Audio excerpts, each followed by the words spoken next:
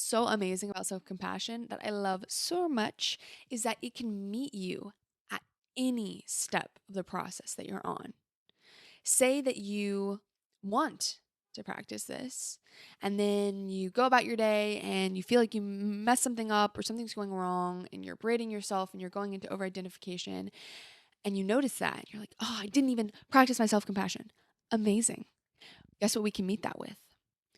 Compassion.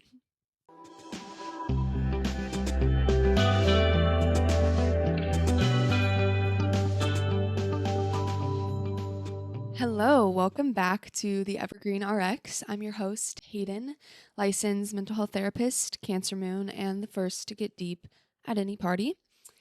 And today we've got a special main dose, just me and you on the couch, gabbing about one of my favorite subjects, which is self compassion, which I think goes to show the kind of gabber I am that I'm saying that we're gabbing about self compassion. But if you have ever listened to a second of my podcast, you have most likely heard me talk about self compassion because I mention it in, I don't know, probably every episode. But that's because I think it is so foundational, personally and professionally. I think it is so foundational for our well being, for our mental wellness, for being able to create a life that we are able to live well, which is the whole point of this podcast, giving you those ingredients. And so I just couldn't believe that I haven't done a full episode on this yet. And I have got so much to say about it. So, what I want you to walk away from this episode with is an understanding of what self compassion is, which there are three kind of core components that make up self compassion. I want you to know how to practice it. And also, I'm going to talk a little bit about some myths or misconceptions that are commonly brought up around self compassion and also talk about the benefits of it. Because, oh my God, there's probably more benefits than I can even count. It's what I want to give you, this self compassion 101, and give you all the tools to really understand what I mean when I'm talking about this and how to put it into practice in your own life, because it has been so transformational in my own life. Last year, the beginning of 2024, one of my best friends told me that she wanted to read Self Compassion by Kristen Neff, which, for those of you that don't know, Kristen Neff is kind of the queen of self compassion. She's the big researcher on this topic. She's brought this practice into the mainstream and into the psychology field. Really amazing woman. And not to brag, but I did take a college course with her on self compassion because she teaches at UT, and I was very lucky to be able to take that course and learn from the master herself. So, maybe got a little bit of cred on why you could listen to me on this topic. But anyway, my best friend was like, I want to read this book. And I said, sure, I'll read it again. It's been a long time. And so, beginning of the year, last year, read self compassion, put the practices into place, did the exercises, and it changed my life. Like, hands down. Looking back on 2024, I went through so many personal changes. I cut my hair, I got a new car, I traveled, I went through some other hard personal difficulties. And hands down, self compassion was not only the biggest change, I think, in my life, but also helped me through everything else I went through in the past year. I think my year would have looked really different if I didn't have this awareness and knowledge and wasn't actively practicing being more compassionate and loving and gentle with myself. So, I also have the proof to prove it. I have scores, guys. On Kristen Neff's website, she has a self-compassion quiz that you can take, and it'll basically give you a score on how high you rank on practicing the three core components of self-compassion, and then how highly you rank on kind of practicing or doing the kind of core negative components, the opposite of self-compassion. And so I actually took that quiz before reading the book at the beginning of 2024. And then I took it again at the end of the year. And guys, it's crazy. I got the scores to prove it. I got the scores to show you how it works. So I will share those at the end, and hopefully that will be the extra little encouragement that you need to convince you why this is important. And maybe you don't even need convincing, you just want to know how to do it. But for those of you out there that are a little skeptical, I have the scores. So, self-compassion. What the fuck is it? As Kristen Neff has outlined, there are 3 pillars. It's like 3 legs on a stool. So it doesn't go in sequential order. One isn't more important than the other. They all come together to balance the stool. And these components are mindfulness, self-kindness, and common humanity. So, the other important thing to know before I dive into what these 3 components are made of and what they mean is that the basis of our understanding of suffering is that suffering is pain times resistance, comparing our reality to our ideals. So, what all of these 3 components work towards is to reduce our suffering. It doesn't take away our pain, it doesn't change the fact that life is hard. We actually become more aware and zen almost around the idea that there is pain, there is difficulty in life, and we are not alone with it, and that we deserve kindness in the things that we go through and what we struggle with. So, first component, mindfulness. Okay. So, in the self compassion frame, this means noticing a moment of suffering and turning towards our pain. We habitually have a tendency to turn away from pain, to constrict, to suppress, to ignore, to deny. We live in a pain phobic society. And even though it's commonplace and we are going through moments of suffering often, small moments to large moments. So, this first component is really just acknowledging a moment of suffering when it is occurring. The opposite of mindfulness is over identification. So, when we're in over identification, we might be remaining kind of in the critical role or the observer role. And that's protective in a way, because when we're in that critical role, we are the one kind of admonishing ourselves for messing up or for something going wrong, instead of the one feeling the mistake, feeling the disappointment, feeling the sadness, feeling the grief. And so it's a way that we can kind of distance from actually being the one experiencing the pain. Mindfulness is also kind of our pause before going into problem solving. Most people are more comfortable in a fix it role. We want to just make whatever is causing us problem to go away and just rush through it so that we can feel better, which is understandable, but it actually tends to cause us more problems and sometimes elongate our pain or turn it into suffering because of the resistance to what is happening in the moment and what our reality is. So, next component is self-kindness. This is what we probably typically think of when we think about self-compassion. This might be the one that some people bristle on, like, I'm going to be too soft with myself. I'm going to be too easy on myself. It's all hearts and rainbows and flowers and being mushy, and then I'm never going to get anything done.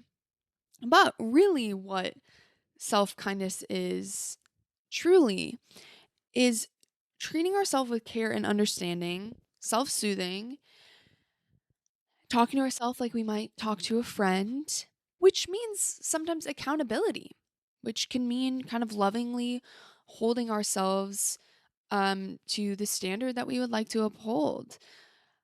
And knowing that we're not always going to hit the mark, and being able to support ourselves even in those moments so that our self-worth does not become contingent off of what we're able to achieve and the things that we do. Self-kindness is really cool because, like I said, Kristen Neff has done a lot of research and studies backing up the efficacy of the practice of self-compassion and of all 3 of these components. And one of the things that they found is with self-kindness, when we treat ourselves with more care, when we say supportive, phrases, that it actually helps to calm our nervous system and to activate our attachment system, which can turn the amygdala down. If anybody is familiar with parts of the brain, the amygdala is kind of the fear center, stress center, and it turns up oxytocin, which is the feel good hormone. So there are legitimate neurotransmitters that get released in our brain that change our biology when we are kind with ourselves. Self kindness is the opposite response to self judgment.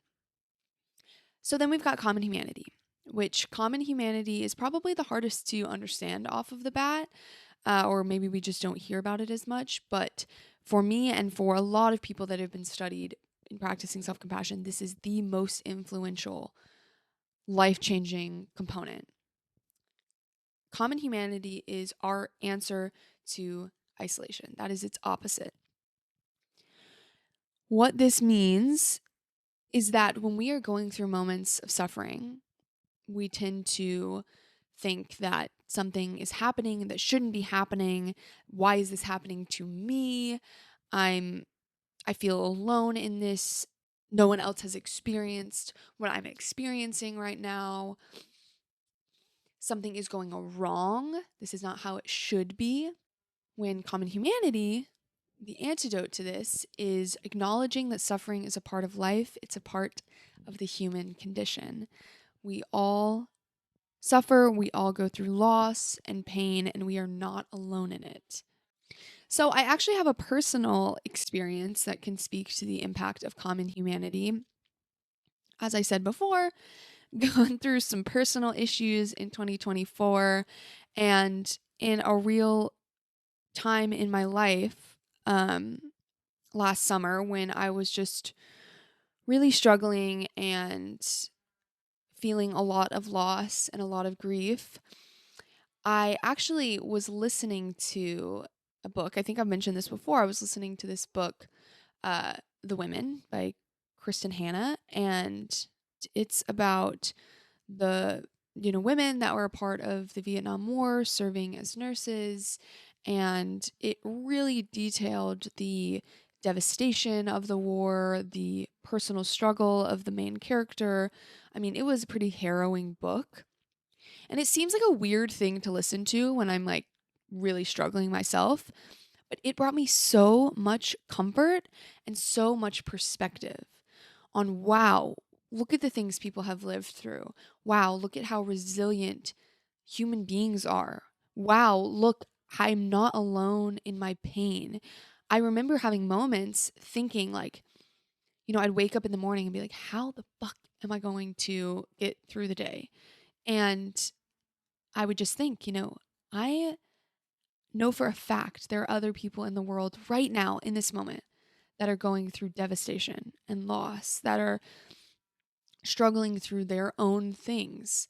And it would bring me so much comfort. And it seems weird, right? Because it's like we tend to think like don't compare suffering and don't, oh, people have it worse. So, I shouldn't be sad. But that's not what common humanity is at all.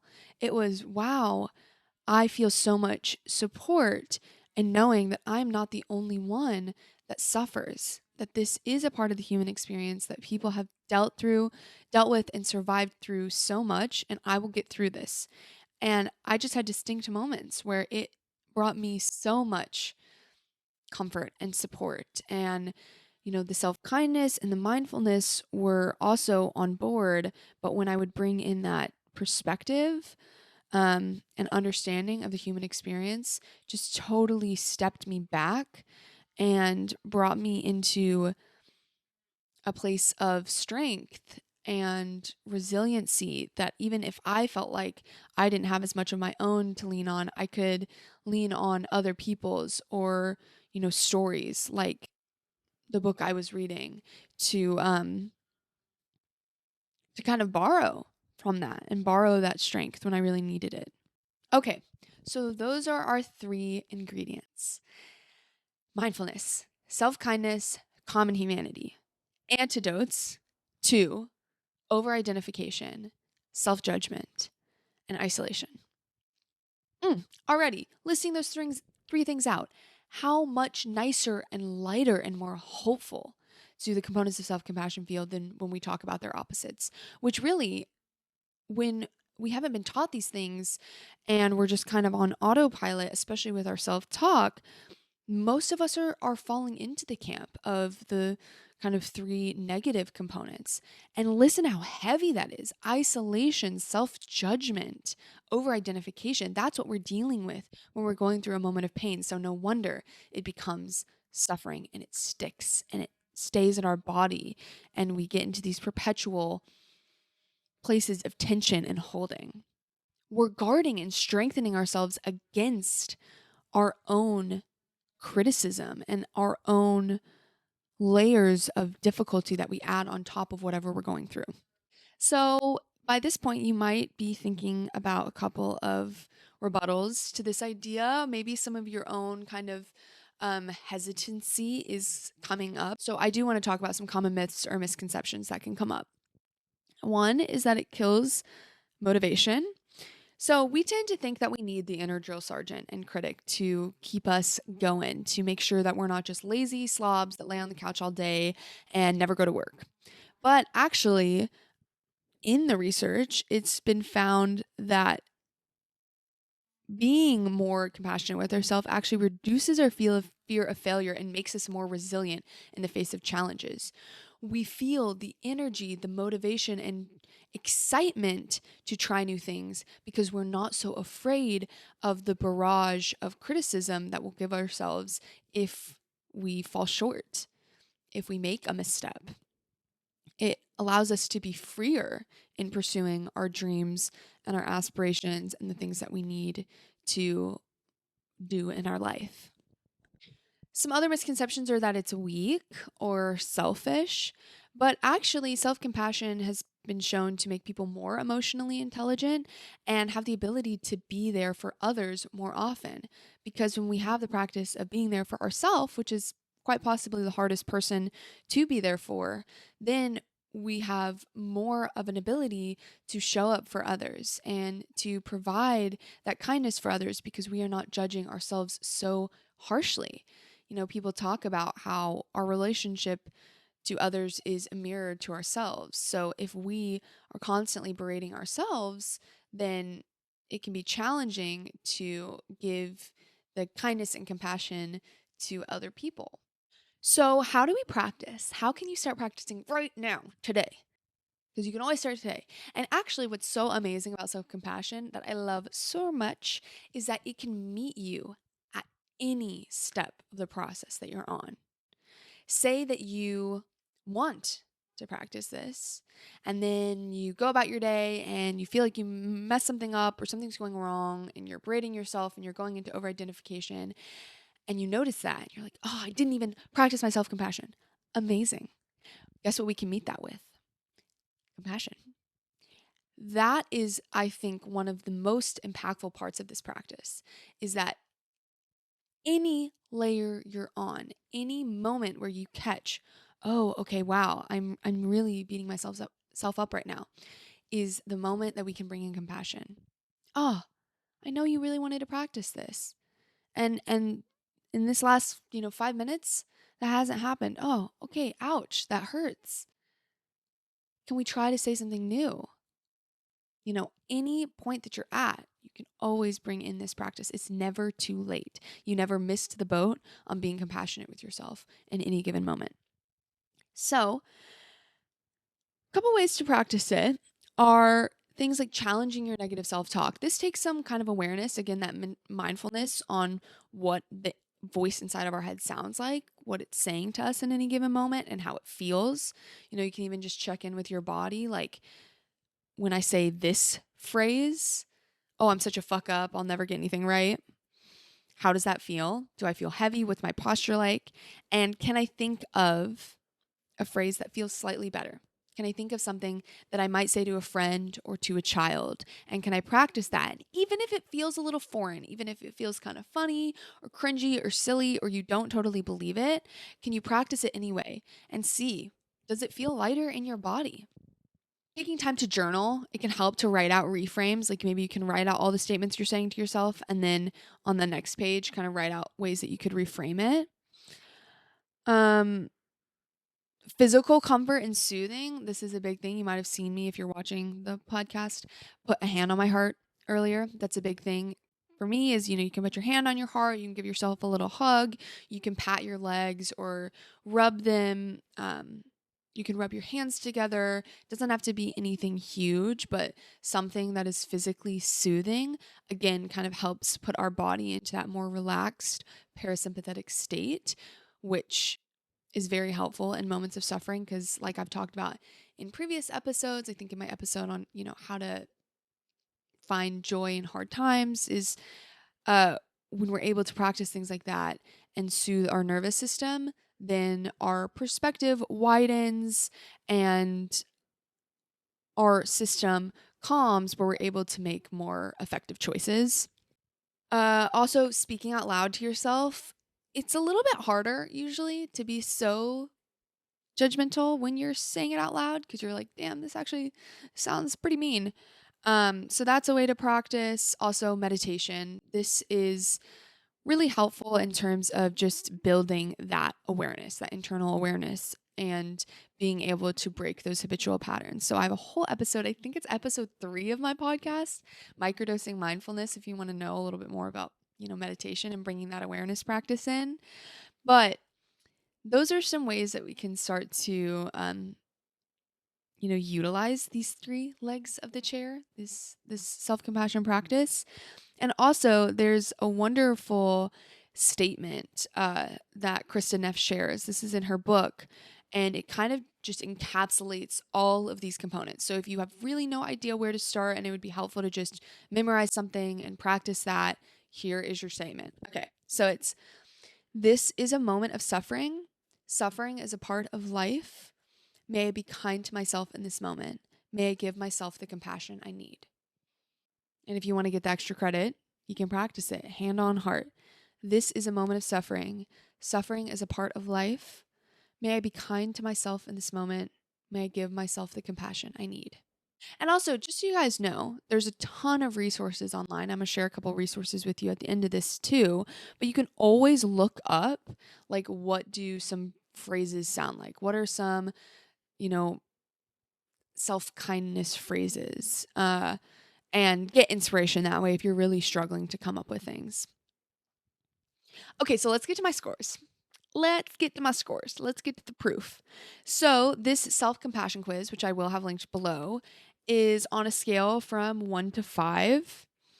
And so on the components of the kind of positive, the 3 pillars, a higher score is better. On their opposites, their negatives, a lower score is better. Makes sense, right? Okay, so when I took this at the beginning of 2024, self-kindness, I got a 3.6. Not too bad, probably because I already took the class in college.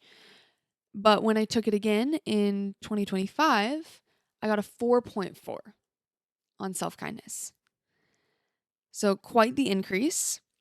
Common humanity, I scored a 3.25 in 2024, and I scored a 4.5 in 2025. Mindfulness, I got a 3.5, and when I took it again a year later, I got a 4.5. So every single dimension went up a point or more over a year. Almost all of them were 4.5, which is 0.5 away from the highest score, which is pretty miraculous if you ask me. And then on the negative components, so self-judgment, I got a 3.8, so pretty high on self-judgment. A year later, I got a 2.4, so over a 1-point decrease. Isolation, I got a 3.75. A year later, I got a 3. And over-identification, 3.5. A year later, 2.75. So all of the kind of negative components also went down drastically. So it's not just that I was becoming more self-compassionate with myself, but also that I was becoming less judgmental and critical and hard on myself. I was creating less suffering. Thus, the compassion I was able to bring on is probably even more effective because I'm also creating less suffering to begin with. So, my overall score in 2024, my average of all of this was a 2.88 out of 5. Next year, 3.88 out of 5. So, I went up a whole point just over the course of a year, and a year that involved a lot of hardship for me. And I just think that that is so amazing. And I love having kind of the proof right there because I can feel it too. I feel more resilient. I feel stronger. I feel more conscious and aware of my relationship to myself. And I've seen how that ripples out into every other aspect of my life, into the way that I'm able to pursue my goals, into my relationships with others, the way that I show up making a podcast and putting myself online. I have so much more respect for myself. I have so much more pride for what I've accomplished. Okay, so there it is. There's the whole enchilada. Hopefully it makes sense to you. But like I said, I'm going to share resources with you. So I got quite a few resources. All of these are going to be linked in the show notes below.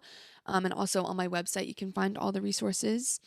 But there's a couple of things I want to share with you. One, the self-compassion quiz, just so you can get an idea of your baseline. Two, there is a really wonderful video of Kristen Neff explaining the components of self-compassion. It's only 6 minutes. So if you want like a quick little reminder, if you want to hear it coming from the horse's mouth itself, it's there. I think she has a really wonderful way of explaining things. Also, like I mentioned, Self-Compassion by Kristen Neff. She also has a ton of other books. So I'm going to link her website so you can find all of her resources. I also thought there was a really good video by Tori Olds, which is this woman on YouTube, and she talks about the common myths and misconceptions of self-compassion and goes through and kind of busts all of them. So if you really want some more detail on that, I'll link that video below. And I'm also going to have a little image on my website for you where it just kind of quickly shows each core component and a little definition. So you can print it off or save it on your phone, have it somewhere where you can see it to really keep these things top of mind. So I hope all of those things help you and kind of carry you out from this episode so that you can lay this foundation for yourself too, because I'm not being dramatic when I tell you how important this practice is. And if you follow any other therapist or therapist-y adjacent people online, probably heard them talk about self-compassion too, because it's an amazing gift that we're able to give ourselves. And I would love to hear how this practice goes for you, or send me your before and after scores. And let's just keep growing on this with each other. So thank you guys so much for listening. I really appreciate it. I'm so grateful to this community that I'm building. And if you think that this would help anybody else, please share the episode. That means so much to me. Give me a little 5-star rating if you've got a second. And until the next time, I wish you the best.